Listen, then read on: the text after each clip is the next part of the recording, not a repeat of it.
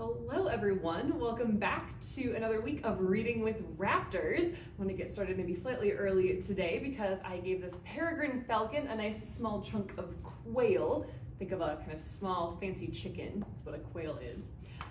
So she's eating that right now, and I wanted to make sure that we were able to actually watch her do that and get that recorded on video and shown to you all as you're joining in. So this is one of our resident peregrine falcons. Wandering just off camera here. So this is one of our resident peregrine falcons who we call Palisade, after the kind of famous nesting site for peregrines here in Minnesota on the northern shore of Lake Superior, a rock formation called Palisade Head, a really big rock formation that forms a really wonderful sheer cliff that has been a really important nesting site for peregrine falcons for a really long time, that we've been documenting these birds nesting there. Cliff sides are, of course, a really important nesting site for peregrine falcons, and more recently they have adapted to some more human-made cliffs like bridges and skyscrapers. So you'll see them nesting both out in rural areas near water on cliff sides near oceans and rivers, but you'll also see them nesting on tall buildings and bridges, even in the middle of cities. So peregrine falcons are found all around the world, but in many places they are migratory. They move from place to place for different seasons. So right now, a lot of peregrine falcons from here in North America, kind of especially up as we get into kind of upper into Canada and the northern United States, a lot of them were actually down in the southern part of the continent. They were down in Central and South America even sorry, keep moving around here. They were down in Central and South America for most of the winter and are just now starting to come back to make those nesting sites. So I thought it would be a great opportunity now that it's getting nice and warm outside. For anyone up here in the upper Midwest, it's getting really nice outside today. The warmest day we've had in probably half a year. I'd have to look at the meteorological data to see exactly how long it's been since we were in the 60s, but it's been quite a few months, I think, since we have. So it's getting into springtime, it's getting nice and warm, it's time to think about migration. So I actually have this really wonderful book called Migration, Incredible Animal Journeys. I really enjoyed this book. The colors and the artwork are fantastic. It's got a lot of great information, and it's not just about birds. There are lots of animals that make migratory journeys, that do these big migrations. We usually think of birds as doing these, but we have insects who make flying migrations of their own. We have bats who might make migrations. We also have a lot of land and water animals that migrate as well. And so I really enjoyed that this book talks about all of those. It is a pretty long book with a lot of really great information on each of the pages and gorgeous artwork on each page. Here's just the inner cover, this beautiful landscape with these monarch butterflies flitting through these trees. So we might only get through about half of it since it's pretty dense kind of information on there. So we might get through about half of it today, and we'll cover the second half of it next week. So this is Migration, Incredible Animal Journeys by Mike Unwin with illustrations by Jenni Desmond. I think just to give us a little bit more room, I'm so sorry I keep moving the camera, but I'm going to move this over a little bit more so that we can cover most of the screen with the book, and you can see all these beautiful illustrations up close while still watching our peregrine falcon while she eats some of that quail. So here's the next page, Migration, Incredible Animal Journeys.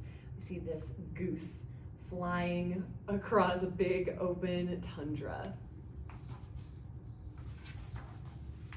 It actually has a beautiful table of contents as well, as you can see, at about 46 pages long. This one's a little bit on the longer side, so like I said, we might only make it through about half today. That's all right, we'll pick it up next week too. This one's delightful. So our first page here says, Animals on the Move. Imagine being a baby swallow in Europe in the autumn. Just a few weeks ago, you left your nest for the first time. Now, before you are even 2 months old, you have to fly thousands of miles all the way to Africa. And your challenge doesn't end there. Next spring, when you are old enough to make your own nest, you will have to fly all the way back to Europe again. In fact, every year for the rest of your life, you will make that same journey to and from Africa. Swallows are not the only long-distance travelers. Many different animals around the world make similar journeys, crossing mountains, deserts, and oceans along the way. These journeys are called migrations, and they happen in many different ways. While birds fly through the air, elephants trek across the land, and turtles swim through the sea. Animals migrate because their environment changes with the seasons. They travel to new places where they can find food and give birth safely. Along the way, they must survive harsh weather and hungry predators. It may sound exhausting, but if these travelers stayed put, they would not be able to survive. This book follows the migration journeys of 20 different animals around the world. Each has its own amazing story to tell. So here is this single little swallow. This looks like the plains, the savanna of Africa. I'm not sure exactly where, but you can see the one little tree in the background in this big open field. We'll start with a whale of a journey. A baby humpback whale sticks close to its mother as they move through the deep blue ocean. At just 6 months old, this baby already weighs as much as an elephant. But it still needs its mother. The two have a long journey ahead. Along the way, she will protect her baby and provide milk to help it grow bigger and stronger. The mother gave birth during winter in the warm Pacific Ocean near Australia. Many humpback whales gathered here, all looking after their babies. They didn't feed. Instead, they lived off the fat that their bodies had put on during the previous summer. Now the whales are hungry again. They are heading south to the Antarctic, where they will find their food. It will be summer there when they arrive. The cold Antarctic waters will be full of tiny, shrimp-like creatures called krill, which whales love to eat. They will feed for about 6 months, gulping down krill in huge mouthfuls. The baby will learn how to do this, and soon it will start building up the thick layer of blubber that it needs to keep out the cold. Around April, the humpback whales will return north. The youngsters will have grown large enough to fend for themselves. In the warm Pacific, they will splash and play, whacking the water with their tails and sometimes leaping clear of the surface. At 10 years old, our baby humpback whale will be full grown. For the rest of its life, it will migrate every year between the warm Pacific and the cold Antarctic. It may travel more than 15,000 miles a year. That's the longest swim of any animal on Earth. Here's a little note here that says, humpback whales grow up to 60 feet long. They spend winter in warm oceans around the world where they have their calves. In summer, they migrate to polar regions where they feed. I really enjoy that baby whales are called calves. Makes me think of like cows, kind of serving a kind of similar purpose out in those big open oceans, these big filter feeding whales. I just find that really exciting. So there are our humpback whales. Our peregrine falcon looks pretty much done. Let me see, there's one little quail wing here. I was gonna see if she wanted to eat. I'll put it over here and see if she wants it for later. There's not a lot of meat on the quail wing, it's mostly just the feathers, but sometimes the birds will pull the feathers off, which is good for them to kind of get that practice, that workout in. So some more cold weather here. This one says ice march. Brrr! It's the middle of the Antarctic. All you can see for miles is ice, but look closer. A line of figures is trooping over the frozen terrain. From a distance, they look like people, but soon you can see that they're penguins. Each follows the one in front. They are emperor penguins, the biggest of all the world's penguins and the only ones that breed in the middle of the Antarctic. Now winter is approaching. They have left the sea behind and they are traveling inland to their breeding grounds. It's a journey of nearly 60 miles. Sometimes they rest their tired feet by flopping onto their tummies and tobogganing over the ice. When the penguins reach their breeding grounds, each pair finds its own place. The female lays a single egg, then she returns to the sea to go fishing. While she is away, the male looks after the egg by balancing it on his warm feet. All the males in the breeding colony huddle together during the icy winter storms. Once the eggs hatch, each cares for his chick, keeping it snug under the soft, warm feathers of his tummy. After 2 cold months, the female returns with fish. The parents then take turns feeding their growing chick until December, which is summer in the Antarctic, when the youngsters make their own march to the sea. Here they learn to feed themselves. After 4 years, they are grown up and ready to breed. Now they too will migrate inland, making the same journey as their parents. There's a little note over here on the side. I'll move the camera if she doesn't move over, but in case she goes back to her bigger perch, I'll leave it where it is for now. The emperor penguin is the world's largest penguin. It lives only in Antarctica. It fishes in the sea during summer, then migrates inland in winter to breed. So here are our penguins, way out at a distance. They look teeny, teeny, tiny, but here up close you can see some of them. Here you can see a couple of them doing that tobogganing, where they kind of lay on their tummies and kind of propel themselves forward. What should we do with this? She goes, meh. It's not the most exciting. Ooh, some more cold weather migrants. We have caribou crossing. Splash! The caribou steps off into the icy water and starts to swim. A baby, close behind, hesitates briefly, then plunges in to join its mother. Together, the 2 deer make their way across the river. They hold their heads above the surface while, down below, their long legs kick hard. The strong current carries the swimmers a little way downstream from where they started, but soon they are clambering out on the bank. They shake the water from their thick fur and step forward. Another river safely crossed. These 2 caribou are not alone. Thousands have already crossed the river and thousands more are following behind. Although there are more than 100,000 animals, altogether there are more than 100,000 animals. They have been traveling for weeks, crossing many rivers on their long migration south. The caribou's epic journey started along the shore of the Arctic Ocean, where they spent the summer. Here, the females give birth. Now they are heading inland towards the forest. The trees will help protect them when winter comes. They'll be able to dig through the snow with their hooves and find enough moss and lichen to eat. Then in spring, they'll head back toward the ocean. As each caribou climbs out of the water, it joins the others that have already crossed. The herd gathers together again. The animals are exhausted, but they do not rest. They know that bad weather is on the way and that other dangers, such as wolves, lie in wait. There's no time to waste. Soon they are moving again, always sticking close together. Here there's a note that says, caribou are wild reindeer that live in the northernmost parts of North America.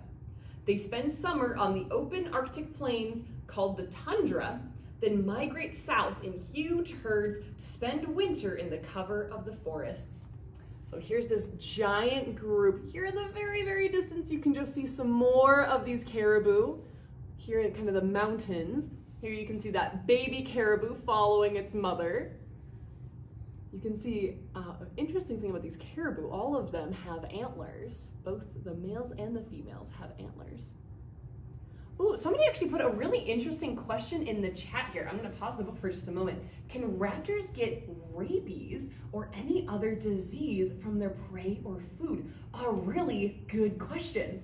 As far as rabies goes, rabies only affects mammals. So birds can't actually get rabies. So even if they were to eat something, like a dead animal that had rabies, birds actually can't get it. They can't carry that virus. So they can't get rabies. However, they can get other food, diseases from food. a lot of times we actually see some pretty interesting parasites that these birds can get from their food, especially the bird-eating raptors. So birds like peregrine falcons, or especially a lot of Cooper's hawks, we tend to see a lot of those kind of bird parasites like feather mites and lice, along with some other diseases that a lot of other birds can carry. Might make sense, right? Things that affect other birds are more likely to affect their bird predators, whereas some of the kind of diseases or bacteria or germs that mammals might have, like a rat or mouse, might not always affect other birds. So it can kind of depend on what they're eating, but yes, absolutely, they can get diseases from the food that they eat. So sometimes, actually a lot of the birds, this is maybe what I'll say, a lot of the birds that come into our clinic usually have some sort of parasite, whether it's the feather lice or mites, or whether it's another sort of internal parasite or bacteria that they might have picked up from the food that they eat. So a lot of times we're treating them for getting rid of that parasite while we're also treating them for whatever the kind of main cause of injury that they came in with was. The birds that live with us here in our education department, who are not going to be released to the wild, they get food that we know has been raised in a really great environment that doesn't carry any diseases that they can usually get. They also get kind of an annual test to make sure that they didn't pick up any potential parasites or anything from the environment. So a really, really good question. I won't dwell on that one for too long, but if you still want to know more, we can talk about it afterwards. But a really good question, but it's one of my favorite ones, is birds can't actually get rabies, which is pretty cool. Rabies is a really fascinating disease, but only affects us mammals. So we'll get back to our birds. This one actually is about some bird migrations. This one says from pole to pole. It's the middle of the Arctic summer up near the North Pole. The clock shows midnight, but the sun is still shining on the sea. An Arctic tern flutters over the waves. Spying a shoal of silvery fish, it swoops down and snatches one in its sharp red beak. Just what it needs to feed its hungry chicks. It flies back toward its nest on land with its wriggling catch in its beak. This is a busy season for Arctic terns. During summer in polar regions, the sun hardly sets. This means that the terns can keep fishing for 24 hours a day, catching plenty of food for their young. Other Arctic animals are also busy. Polar bears stalk seals across the ice, while whales sieve huge mouthfuls of plankton from the cold water. During winter, though, the sea freezes over and it's dark all day long. Seabirds migrate south for warmth and food. The Arctic tern travels farther than any other, all the way down the Atlantic Ocean to the Antarctic. While it's winter in the Arctic, it's summer in the Antarctic. So, with 24 hours of sunlight there, the tern can keep fishing as long as it likes. The Arctic tern's epic journey from pole to pole is the longest migration made by any animal. It can travel up to 60,000 miles every year. This means that over its lifetime, one individual may fly as far as 4 round trips to the moon. In a migration Olympics, this amazing little bird would definitely win gold. So the little comment up here says, the Arctic tern breeds on coasts all around the Arctic Circle in Europe, Asia, and North America. Many nest together in large colonies beside the sea. Every winter, they migrate south to the Antarctic. So here's this big, open, kind of cold water ocean with those nice little fish. Here's the Arctic tern. It's actually quite a small bird. With these nice long kind of seabird wings, this very nice long tail, bright red kind of feet and beak, but not a very big bird to be flying that incredibly long distance. So here's one in the background carrying a fish back to the nest. That is the Arctic tern.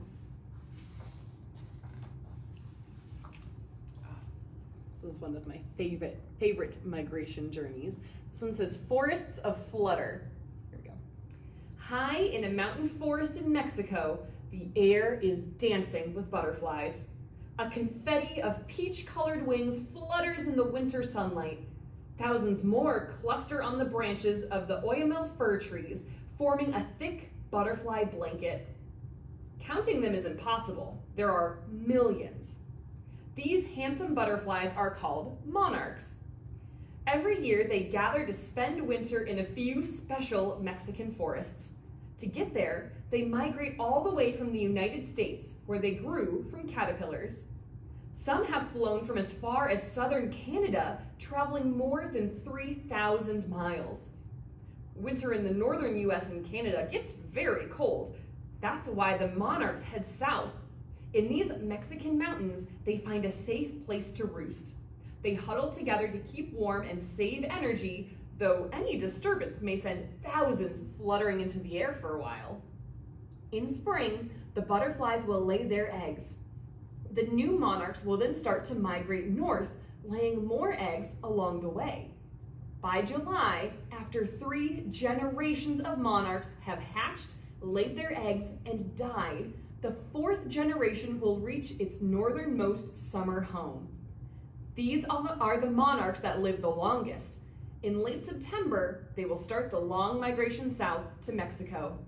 Then, in spring, they too will lay their eggs and die. Migrating monarchs can travel up to 60 miles per day, using strong air currents to help them along. It's an amazing journey for an insect that can weigh less than a paperclip. Scientists don't fully understand how butterflies can find their way to a hidden forest thousands of miles away that they have never seen before. And then here's a little comment down here that says, the monarch butterfly is a large butterfly that breeds in North America and migrates south to winter in Mexico, where it is warmer. No individual butterfly completes the 2-way migration. It takes 4 generations, which complete their life cycles along the way. So the butterflies that you might see outside in your parks or your gardens are the 4th generation descendants of the butterflies you maybe saw in the same place the year before. So I know I always really look forward to, up here in Minnesota, we don't usually see monarchs until we get into maybe May or so is usually when I start to see them. May or June is when I really start to see them around. But I know I always get really excited, but you can imagine it takes a couple of months for them to make it all the way up there if they're completing their life cycle along the way. It takes a bit of time for them to make it all the way from Mexico up here in the northern part of North America. Here we have another bird. This one is called traveling dancers. 2 tall white birds leap into the air, wings outstretched. They bounce up and down, circling each other, stretching their long necks high, then bowing their heads low. It's like a feathered ballet, and the music comes from their high, bugling calls. Others soon join the chorus. These birds are whooping cranes. They have gathered in marshlands beside the Gulf of Mexico on the south coast of the United States. They arrived in autumn and spent the winter here, but now spring is approaching and it's time to leave. The dancers are a male and a female. They have nested together for several years, and this dance helps keep them close. Other cranes are dancing too. Each pair knows that it's time to build a nest and start raising a family, but first, they must return to their breeding grounds in the north. At nearly 5 feet tall, whooping cranes are the tallest birds in North America. They are also one of the rarest. In 1941, there were only 23 left, including 2 in zoos. Conservationists have worked hard to protect them, and today there are around 400 in the wild. Every year, the cranes migrate between their breeding grounds in the northern US and Canada and their wintering grounds in the south, a journey of 2,500 miles. You go stand over there, I guess. We'll see if she comes back. So they're traveling about 2,500 miles. To help show young cranes the way, conservationists fly alongside them in an ultralight aircraft. Once they reach the north, the cranes build their nest in a wild, boggy area in the middle of a forest. Here they raise their single chick. Today, this forest receives special protection. And as the cranes' numbers increase every year, so the ballet show keeps getting bigger and bigger. So here we have two whooping cranes up close. Again, these birds are about 5 feet tall, to give you a sense of scale, maybe taller than some of us who are watching right now. Here in the background, we have two more cranes also doing their incredible display. That's kind of dancing movements, these loud kind of bugling calls.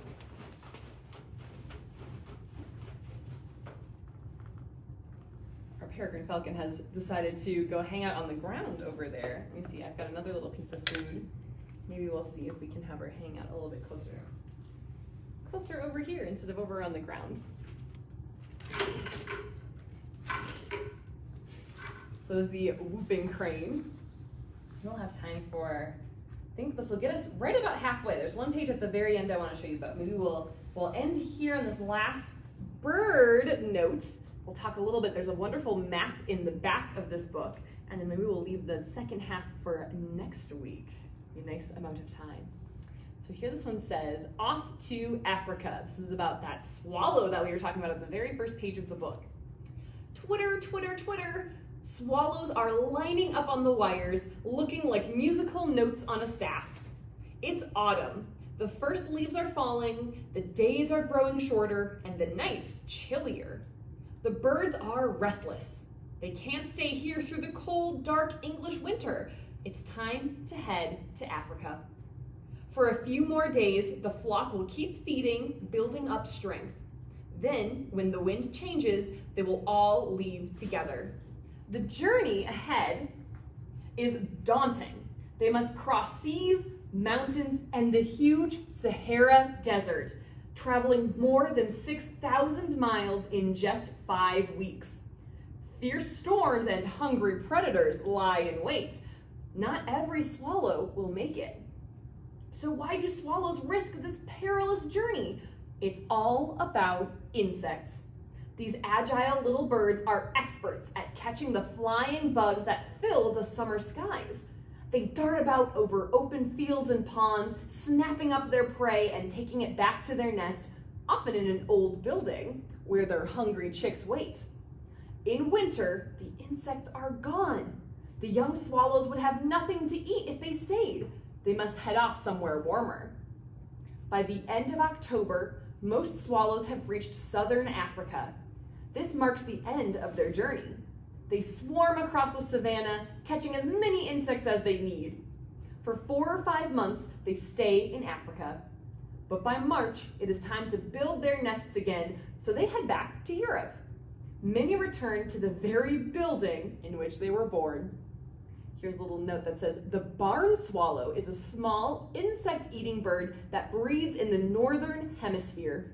It often lives around farms where it builds nests of mud in old buildings. This is another one of these amazing species that we can find all over the world. So barn swallows are a bird that even those of us here in North America often see.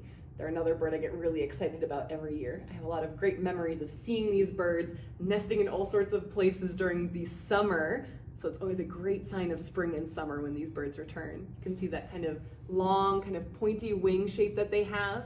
Here's one over here, that long tail, really good for just diving through the air and catching all those insects. So here they are, getting ready for their migration. I wanted to show you one last, I'll mark that we've ended with barn swallows for next time, but I wanted to show you this map in the back here. Forgive me, I'm gonna move the camera over one more time so you can see a little bit better and still see our peregrine falcon. This says all around the world. Here's that map. I'll read a little bit about it. This map shows all the migration journeys described in this book. Some of the animals in this book also make other journeys that are not shown here. It says, did you know? People have only started to fully understand bird migration in the last 150 years. Scientists once thought swallows hibernated during winter at the bottom of ponds, just as frogs do. Humpback whales can hear each other's underwater songs from more than 20 miles away. Swifts can spend up to 10 months in the air during their migration, feeding and sleeping on the wing and never landing at all. Some migrations in the past were bigger than any today.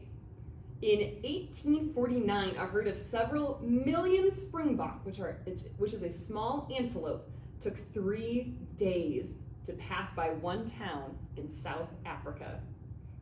And one more, many birds migrate at night. They work out directions from the position of the moon and stars. Here's a section that says, making the world safer for migrants. Migrating animals face many natural dangers, from wild weather to hungry predators, but today, most of the worst dangers are caused by people.